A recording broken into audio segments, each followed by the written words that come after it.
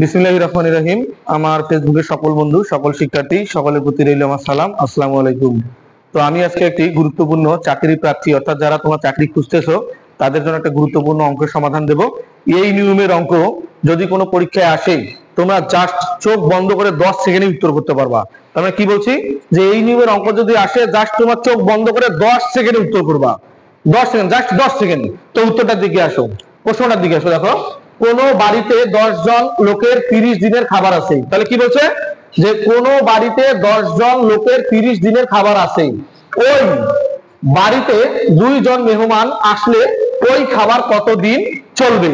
তার মানে কি, কোন বাড়িতে আগে 10 জন লোক ছিল, তাদের খাবার চলছিল 30 দিনের, এখন 2 জন সদস্য আবার নতুন করে বাড়ছে, তাহলে ওই খাবার আর কতদিন চলবে তোমাকে এইটা বের করতে বলছে, অর্থাৎ দিন বের করতে বলছে। তো দেখো, আমি আরেকবার প্রশ্নটা বলতেছি।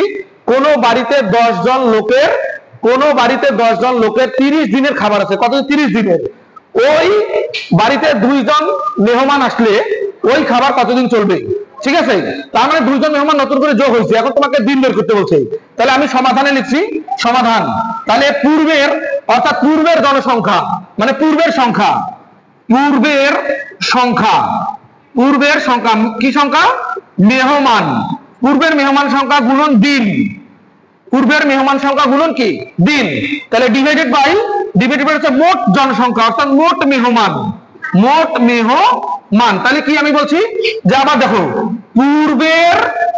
পূর্বের মেহমান গুণন দিন। তাহলে কি লিখছি? পূর্বের মেহমান গুণন দিন ডিভাইডেড বাই মোট মেহমান। তো পূর্বের মেহমান কত? 10। মোট দিন কত দেওয়া আছে? 30। এই যে 30। এখন এখানে বলছে মোট মেহমান, তাহলে আগে কত ছিল? 10। নতুন আসছে কতজন? 2 জন। তাহলে 10 আর 2 কত হইলো? 12। তো এটাকে যদি তুমি কাটাকাটি করো, 5 দুগুণা কত হয়? 10। 6 দুগুণা কত? 12। অর্থাৎ 2 এর ঘর নামতা দিয়ে 5 দুগুণা 10, 6 দুগুণা 12।